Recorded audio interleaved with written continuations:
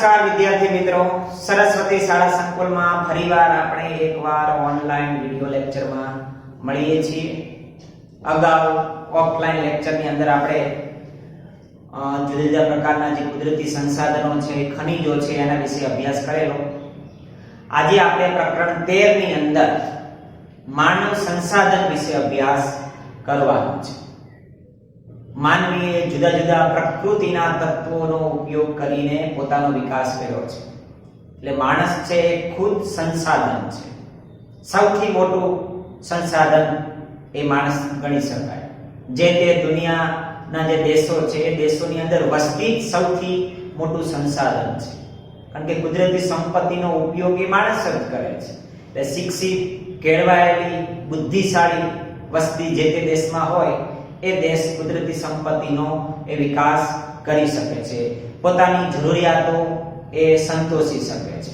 એટલે આ રીતે વસ્તી દ્વારા જે કંઈ સંસાધનોનો ઉપયોગ થાય છે એ ખુદ વસ્તી એક માનવ સંસાધન છે અને એ અંતિમ સંસાધન ગણી શકાય. સ્વસ્થ, શિક્ષિત અને પ્રેરણાદાયી લોકો જ આ રીતે કુદરતી સંસાધનોનો ઉપયોગ કરીને પોતાનો વિકાસ કરી શકે છે. એટલે જે દેશોએ વિકાસ કર્યો છે એ દેશો પાસે કુદરતી સંસાધનો હતા, પણ એ દેશની શિક્ષિત અને સ્વસ્થ પ્રેરણાદાયી પ્રજાએ એનો ઉપયોગ કરીને પોતાનો વિકાસ કર્યો છે. દુનિયાના ઘણા બધા દેશો એવા છે આજે પણ કે જેની પાસે ઘણી બધી કુદરતી સંપત્તિ છે, પણ એની પાસે કેળવાયેલી શિક્ષિત પ્રજા નથી અને એના કારણે એ પોતાનો વિકાસ કરી શક્યા નથી. એટલે કેળવાયેલી શિક્ષિત પ્રજા કોઈ પણ દેશ માટે એ અંતિમ સંસાધન છે. હવે અન્ય સંસાધનોની જેમ માનવ સંસાધન પણ બધી જગ્યાએ સરખી રીતે ફેલાયેલું નથી, સમાન ધોરણે વિસ્તરણ પામેલું નથી. શિક્ષણ છે, ઉંમર છે, શૈક્ષણિક સ્તર છે, જાતિ છે, આ બધી રીતે અલગ અલગ લક્ષણો એમાં હોય છે. દુનિયાના બધા દેશો પાસે માનવ સંસાધન એટલે કે વસ્તી સરખી રીતે પ્રાપ્ય નથી. તો એટલા માટે આપણે આજે માનવ સંસાધન તરીકે વસ્તીનું વિતરણ કઈ રીતે થયું છે એના ઉપર આપણે અભ્યાસ કરવાનો છે. હવે વસ્તીનું વિતરણ, પૃથ્વી ઉપર જે કે દુનિયામાં વસ્તી ફેલાયેલી છે એ વસ્તીને આપણે વસ્તીનું વિતરણ કહીએ છીએ, વસ્તી વિભાજન પણ કહીએ છીએ, વસ્તી વિતરણની તરાહ પણ કહેવું તો કહી શકાય. 1966 માં 6 અબજ જેટલી વસ્તી દુનિયામાં હતી. એમાં 90% થી વધારે વસ્તી પૃથ્વીના લગભગ 10% વિસ્તારમાં એ વસવાટ કરે છે. એટલે કે દુનિયાની અંદર જે કુલ વસ્તી છે એ પૃથ્વીના જે કુલ ક્ષેત્રફળ છે એમાંથી 10% વિસ્તારમાં એ વસવાટ કરે છે. એટલે વસ્તીનું વિતરણ બધા દેશોમાં બધી જગ્યાએ સરખું નથી. ક્યાંક વસ્તી વધારે ગીચ છે તો ક્યાંક વસ્તી ઓછી ગીચ છે. વસ્તી ગીચતા એટલે થોડા જમીન વિસ્તારમાં વધારે લોકો એ વસવાટ કરતા હોય તો ત્યાં વસ્તીની ગીચતા વધારે. જ્યાં જીવન જીવવાની અનુકૂળતા હોય, કુદરતી સંસાધનો પ્રાપ્ય હોય, ત્યાં વસ્તીની ગીચતા વધારે. ખાસ કરીને ઉત્તર પૂર્વ અમેરિકા, યુરોપ, દક્ષિણ પૂર્વ એશિયા, આ બધા વિસ્તારોમાં, દેશોમાં વસ્તી ગીચતા વધારે છે. થોડા વિસ્તારમાં ત્યાં વધારે લોકો વસવાટ કરે છે. ઉચ્ચ અક્ષાંશીય ક્ષેત્રો છે, ઉષ્ણકટિબંધીય ક્ષેત્રો છે, રણ વિસ્તારો છે, ત્યાં જીવન જીવવાની અનુકૂળતા, ઉદ્યોગોની અનુકૂળતા ઓછી છે, વિપરીત પરિસ્થિતિ છે અને એટલા માટે ત્યાં વસ્તીની ગીચતા ખૂબ જ ઓછી છે. ખાસ કરીને દક્ષિણ ગોળાર્ધ કરતા ઉત્તર ગોળાર્ધમાં વસ્તી વધારે વસવાટ કરે છે. કારણ કે દક્ષિણ ગોળાર્ધ કરતા ઉત્તર ગોળાર્ધમાં જીવન જીવવા માટેની, વસ્તી માટેની અનુકૂળતાઓ વધારે છે. એટલે કુલ વસ્તીના લગભગ 3/4 લોકો એશિયા અને દક્ષિણ આફ્રિકામાં એ વસવાટ કરે છે. એટલે કે વિશ્વના 60% વસ્તી ફક્ત 10 દેશોમાં વસવાટ કરે છે. એટલે કે મોટા ભાગની જે વસ્તી છે એ દુનિયાના 10 દેશોમાં એ વસવાટ કરે છે. અન્ય તમામ દેશોમાં 10 કરોડથી વધારે લોકો વસે છે. એટલે કે 192 દેશોમાંથી 10 દેશોમાં 60% લોકો વસવાટ કરે છે અને બાકીના જે 10 દેશો સિવાયના દેશો છે એમાં 10 કરોડથી વધારે લોકો વસવાટ કરે છે.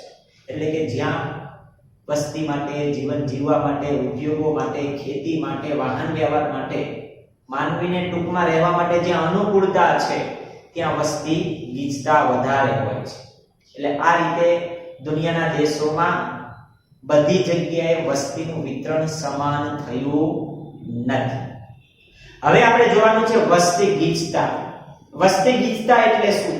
કોઈ પણ એક વિસ્તારમાં વસતા લોકોની સંખ્યાને વસ્તી ગીચતા કહેવાય. બીજી રીતે કેવું હોય તો નિશ્ચિત જમીન વિસ્તારમાં વસતા લોકોની સંખ્યાને વસ્તી ગીચતા કહેવાય. એટલે કે અર્થશાસ્ત્ર પ્રમાણે 1 ચોરસ કિલોમીટરમાં વસવાટ કરતી વસ્તીને વસ્તી ગીચતા કહેવાય. હવે એનું સૂત્ર છે કુલ વસ્તી ગીચતા, દેશમાં કુલ વસ્તી અને છેદમાં દેશનું કુલ ક્ષેત્રફળ. કોઈ પણ દેશની વસ્તી ગીચતા કાઢવી હોય તો એ દેશની વસ્તી અને છેદમાં એનું ક્ષેત્રફળ, તો એના દ્વારા આપણને વસ્તી ગીચતા પ્રાપ્ત થાય. કોઈ રાજ્યનું, કોઈ જિલ્લાનું, કોઈ ગામનું વસ્તી ગીચતા કાઢવી હોય તો ક્ષેત્રફળ દ્વારા એ વસ્તી અને વસ્તીની સંખ્યા દ્વારા નીકળે છે. એટલે આવી રીતે ભારતની સરેરાશ વસ્તી ગીચતા 2011માં 382 હતી. એટલે કે 1 ચોરસ કિલોમીટરની અંદર 382 લોકો વસવાટ કરતા હતા. 1 ચોરસ કિલોમીટરમાં 2011માં 382 લોકો વસવાટ કરતા હતા. વિશ્વની વસ્તી ગીચતા છે 54 2011માં. એટલે કે 1 ચોરસ કિલોમીટરમાં સરેરાશ 54 વ્યક્તિ વસવાટ કરતી. હવે આગળ આપણે જોયું કે જમીન વિસ્તારમાંથી 10% જમીન વિસ્તારમાં જ લોકો વસવાટ કરે છે અને જ્યાં વસ્તી વધારે છે એવા દેશો બહુ ઓછા છે. એટલે સરવાળે શું થાય છે કે સરેરાશ વસ્તી ગીચતા દુનિયાની ઓછી છે. ભારત જેવા દેશોમાં ક્ષેત્રફળ ઓછું છે, વસ્તી વધારે છે, એટલે વસ્તી ગીચતા વધારે છે. દુનિયાની દ્રષ્ટિએ જોઈએ તો દુનિયાનો જમીન વિસ્તાર છે ખૂબ જ વધારે છે, એની સામે વસ્તી ઓછી છે, એટલે સરેરાશ વસ્તી ગીચતા દુનિયામાં માત્ર 54 જેટલી હતી. એટલે આ રીતે વસ્તી ગીચતામાં ભારત ઘણી બધી રીતે વધારે વસ્તી ગીચતા ધરાવે છે એવું કહી શકાય. સૌથી વધારે વસ્તી ગીચતા છે મધ્ય એશિયામાં છે. ખાસ કરીને ભારત, શ્રીલંકા, પાકિસ્તાન, ચીન, બાંગ્લાદેશ, આવા બધા જે એશિયાના દેશો છે એમાં વસ્તી ગીચતા વધારે જોવા મળે છે. આપણે જોઈએ છીએ કે દુનિયામાં જે વધારે વસ્તી ધરાવતા દેશોમાં ચીન, ભારત, બાંગ્લાદેશ આવા બધા દેશો આવે છે અને દુનિયાની લગભગ 20% વસ્તી એ આટલા વિસ્તારમાં એ 20% કરતાં પણ વધારે વસ્તી આટલા દેશોમાં વસવાટ કરે છે. બરોબર. આ સિવાય પૂર્વ એશિયા અને દક્ષિણ પૂર્વ એશિયામાં પણ વસ્તી ગીચતા વધારે છે. હવે ભારતની જે વસ્તી ગીચતા જોઈએ દરેક રાજ્ય પ્રમાણે તો પેજ નંબર 92 ઉપર આપેલું છે. ભારતની વસ્તી ગીચતા 2011માં 382 હતી. સ્ત્રી પુરુષનું પ્રમાણ છે 343 હતું. સાક્ષરતા દર છે 0.04. એટલે કે 1 ચોરસ કિલોમીટરમાં 382 લોકો ભારતમાં વસવાટ કરતા હતા. સ્ત્રી પુરુષનું પ્રમાણ એ સમજી લો. સ્ત્રી પુરુષનું પ્રમાણ એટલે જાતિ પ્રમાણ થાય. 1000 પુરુષોએ સ્ત્રીઓની સંખ્યાને જાતિ પ્રમાણ કહેવાય. જાતિ પ્રમાણ ભારતની અંદર 2011માં 943 હતી. એટલે કે 1000 પુરુષોએ 943 સ્ત્રીઓ હતી. અને બીજી રીતે કેવું હોય તો જાતિ પ્રમાણ છે એ 943 હતી. એટલે ખાલી જાતિ પ્રમાણ પૂછે અને એમાં એવો આંકડો આપ્યો હોય કે 943, તો તમારે 943 ની જે સંખ્યા છે ને એ સ્ત્રીઓની સંખ્યા જ ગણવાની. એટલે સ્ત્રી પુરુષનું પ્રમાણને જાતિ પ્રમાણ કહેવાય. એટલે જાતિ પ્રમાણ જે કંઈ આંકડાકીય માહિતી આપવામાં આવે છે એમાં સ્ત્રીઓની જ સંખ્યા આપવામાં આવે છે.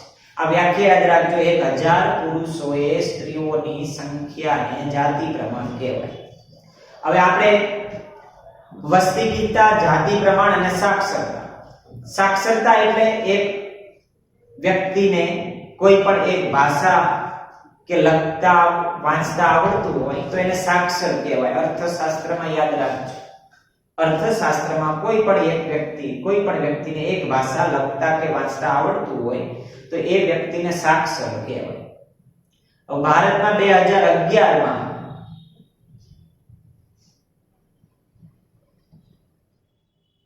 ચુમ્મોતેર ટકા લોકો સાક્ષર હતા. કુલ વસ્તીમાંથી 74% લોકોને વાંચતા લખતા આવડતું એવું કહી શકાય.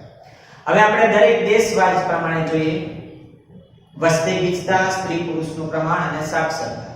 જમ્મુ કાશ્મીરમાં 124 વસ્તી ગીચતા હતી. સ્ત્રી પુરુષનું પ્રમાણ એટલે કે જાતિ પ્રમાણ 889, સાક્ષરતાનો દર 68% હતો. એટલે કે 68% લોકો જમ્મુ કાશ્મીરમાં ભણેલા હતા, શિક્ષિત હતા. હવે અહીંયા તમે જો કે વસ્તી ગીચતા ખૂબ જ ઓછી છે. એનું કારણ ત્યાં અનુકૂળતા નથી. પહાડી પ્રદેશ છે, ખેતીનો વિકાસ નથી, રેલવે, ઉદ્યોગ ધંધા માટે મેદાની પ્રદેશ નથી. એટલે આવી બધી વિપરીત પરિસ્થિતિને કારણે ત્યાં વસ્તી ગીચતા ઓછી છે. હિમાચલ પ્રદેશમાં જુઓ તો ત્યાં પણ વિપરીત પરિસ્થિતિ છે. પહાડી પ્રદેશ, ઠંડા પ્રદેશ, બરફ વર્ષા, ખેતી માટેની અનુકૂળતા નથી. એટલે ત્યાં પણ વસ્તી ગીચતા ઓછી છે. એ રીતે તમે પંજાબ જુઓ તો ત્યાં જમીન, પાણી, સિંચાઈ, મેદાની પ્રદેશ, રેલવે, વાહન વ્યવહારના વિકાસની બધી અનુકૂળતા છે. એટલે ત્યાં વસ્તી ગીચતા વધારે છે. ચંદીગઢ ત્યાં જો તો ચંદીગઢ એક નાનું રાજ્ય છે, શહેર છે. એટલે ત્યાં વસ્તી ગીચતા વધારે છે, 9258. એટલે તમે કોઈ એક શહેરની વસ્તી ગીચતા કાઢો તો વધારે નીકળે, દિલ્હીની વસ્તી ગીચતા કાઢો તો વધારે નીકળે. પણ અહીં ચંદીગઢ છે ને એ કેન્દ્ર શાસિત પ્રદેશ રાજ્યમાં ગણવામાં આવે છે. એટલે એની વસ્તી ગીચતા એટલે આમ ગણો તો એ શહેર જ છે. એટલે તમને કદાચ પ્રશ્ન થાય કે ચંદીગઢની વસ્તી ગીચતા કેમ આટલી? ચંદીગઢ એક શહેર છે, બરોબર? શહેરની વસ્તી ગીચતા કરતા રાજ્યની વસ્તી ગીચતા ઓછી હોય, રાજ્યની વસ્તી ગીચતા કરતા શહેરની વસ્તી ગીચતા ઓછી હોય. એ જ રીતે તમે ઉત્તરાખંડ જુઓ તો ત્યાં પણ વસ્તી ગીચતા ઓછી છે. ત્યાં પણ તમને ખ્યાલ છે પર્વતીય વિસ્તારો છે, એટલા માટે ત્યાં અનુકૂળતા ઓછી છે. હરિયાણા છે, ત્યાં પણ વસ્તી ગીચતા વધારે છે. દિલ્હી રાષ્ટ્રીય રાજધાનીનું શહેર કહેવાય, રાષ્ટ્રીય રાજધાનીનું ક્ષેત્ર કહેવાય દિલ્હી. 11320 લોકો. એટલે કે દિલ્હી શહેરની અંદર 11320 લોકો 1 ચોરસ કિલોમીટરમાં વસવાટ કરે છે. દિલ્હી પણ ચંદીગઢની જેમ એક રાજ્ય છે, એક શહેર છે. એટલે કેન્દ્ર શાસિત એક અર્ધ રાજ્ય ગણી શકાય, પણ શહેર છે અને એ રાજ્યમાં પણ એની ગણતરી થાય છે. અને એટલા માટે ત્યાં વસ્તી ગીચતા વધારે છે. એ જ રીતે રાજસ્થાનમાં જો તો વસ્તી ગીચતા ઓછી છે, ઓછો વરસાદ પડે છે, રણ પ્રદેશ છે, ખેતી માટે સિંચાઈની સુવિધા નથી અને એટલા માટે ત્યાં વસ્તી ગીચતા ઓછી છે, બરાબર? બાકીના શહેરો બિહાર જુઓ તમે, અરુણાચલ પ્રદેશ જુઓ તો ત્યાં વસ્તી ગીચતા સૌથી ઓછી છે.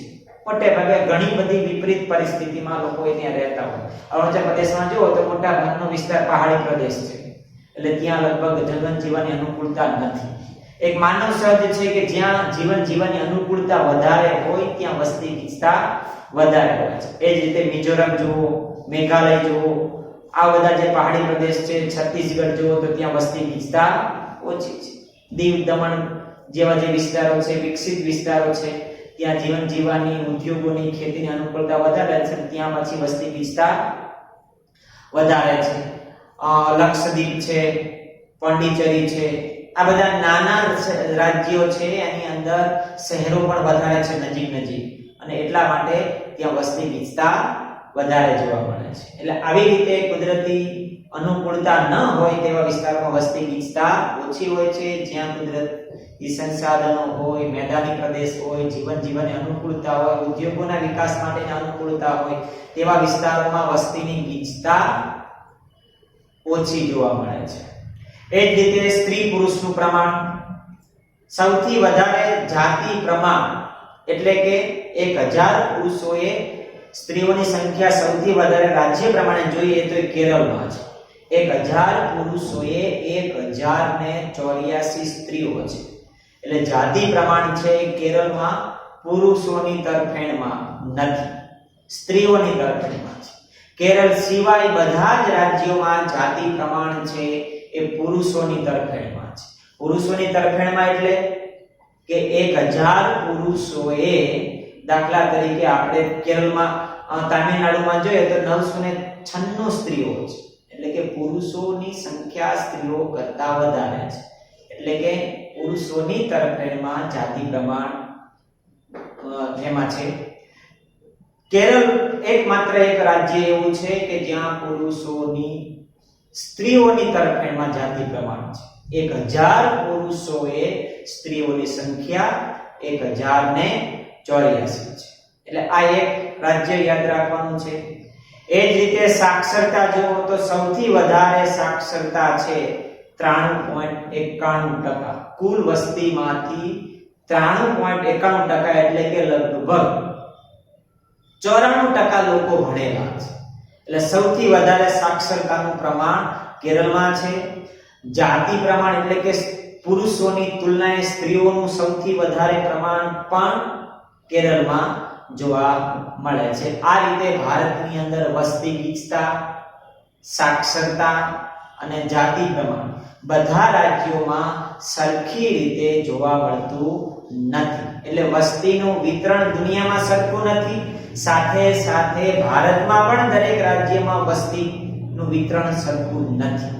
ક્યાંક વસ્તી ગીચતા વધારે છે તો ક્યાંક વસ્તી ગીચતા ઓછી છે.